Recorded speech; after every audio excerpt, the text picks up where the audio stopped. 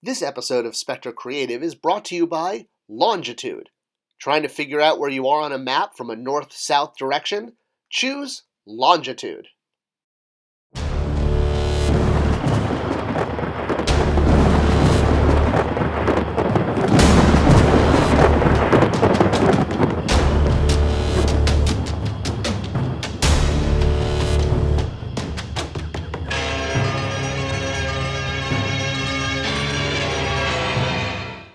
Hey, welcome back to the Spector Creative channel, and we're going to be talking today about the new He-Man and the Masters of the Universe show on Netflix, the CGI one, not Revelation. Well, actually, we'll be talking about Revelation too, so, spoiler alert applies to both shows. If you don't want to know the surprise ending or any of the details for really either of the shows, because we'll be talking about them both, well, properly warned be ye, says I, or ye be, or be we. I can't talk pirate. All right.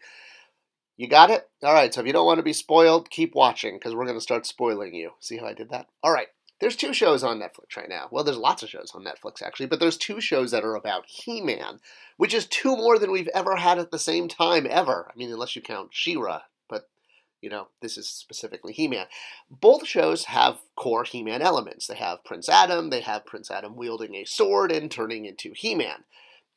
They also both have the exact same ending. See, I told you spoiler alerts were coming, where Skeletor winds up ruling Eternia. Well, great. We all love things that we love, and we like them the way we love them. We want our Fruity Pebbles to be the same as they were when we grew up. Can you still get Fruity Pebbles? Do they even sell them? I'm going to have to check. I know they bring back Boo Berries just for Halloween. I miss when they had them year-round. Man, I'm on a cereal kick again. Okay, let's get back to the show. So, the new He-Man and the Masters of the Universe CGI show is 10 episodes are out, and unlike the Revelation show, the Kevin Smith one, it's not really getting skewered by reviewers and fans, and not being called the worst thing ever in Masters of the Universe outside of Mighty Spector, which we can all agree was the worst thing ever.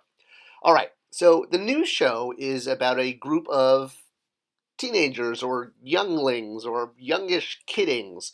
And yes, spoiler alert for anyone who doesn't want to know, but these characters are Teela, Ram Man, Man-at-Arms, and Cringer. So yes, they look a little different than we're used to seeing them, but that's who we're looking at here.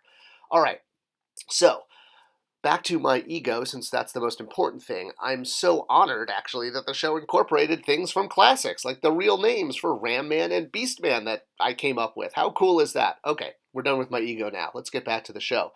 So, the characters all change forms. All of them, including, obviously He-Man, but Cringer, Ram Man, who's now Ram-Am.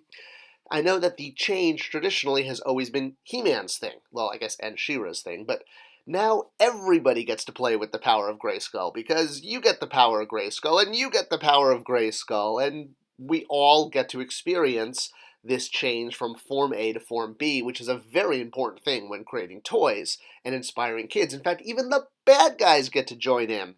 They don't use the power of Grayskull, but they use the power of Havoc. Get it? Like Havoc Staff, Skeletor's weapon. And they go from Form A to Form B and power up as well. So everybody powers up in this show, not just He-Man. And this show also establishes Keldor as He-Man's uncle. And he's not a Gar, he's not a different race, he's Caucasian, if you will. But this is the first time this has ever actually been on screen. The whole Randor and Skeletor brothers was going to be part of the 2000X show, as Ian Richter has stated, they just never got to it. Oh yeah, and Orko's a robot. Let's just get that out of the way. Although I love what they do to him, making him a robot. I think they handle it really well. Essentially, everything we love about Masters of the Universe, and some things we don't, all gets put into a blender in this show and shaken up. So there's elements from classics, Filmation, New Adventures, well maybe not New Adventures, but everything goes in, and what comes out is different, but it still feels very Masters of the Universe. And as the reviews have stated, it's very much MOTU reimagined, which is cool because there's a new generation out there that needs to be inspired by He-Man play, and they need a show for them because every generation wants their own thing. That's why when we were kids in the 80s, we didn't want Howdy Doody. All right, so talking about kids, the kids on this show, who are the stars, have obviously changed from the way that we are used to seeing the characters in the He-Man continuity.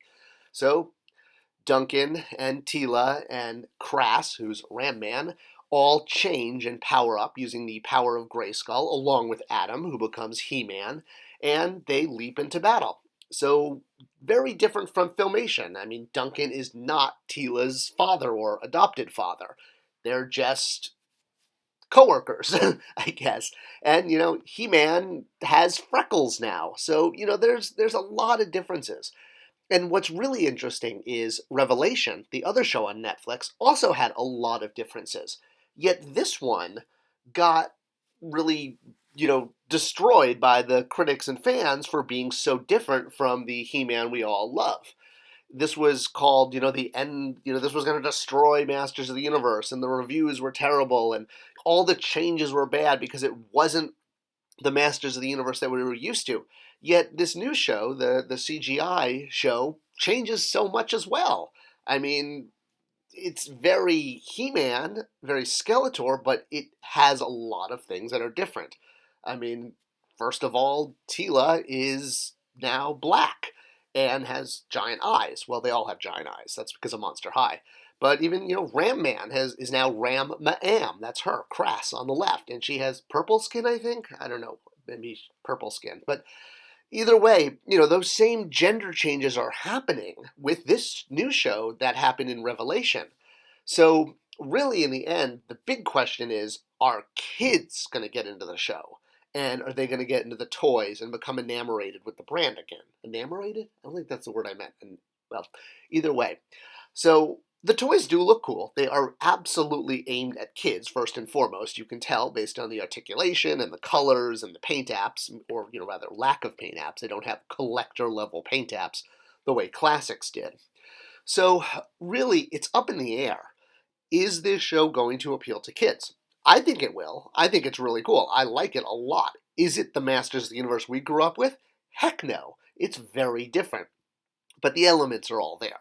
And the colors are there, and you could tell what character is who once they introduce themselves. And, the cast is a little smaller. What's interesting, though, is Revelation was marketed differently. We were told that it was for us.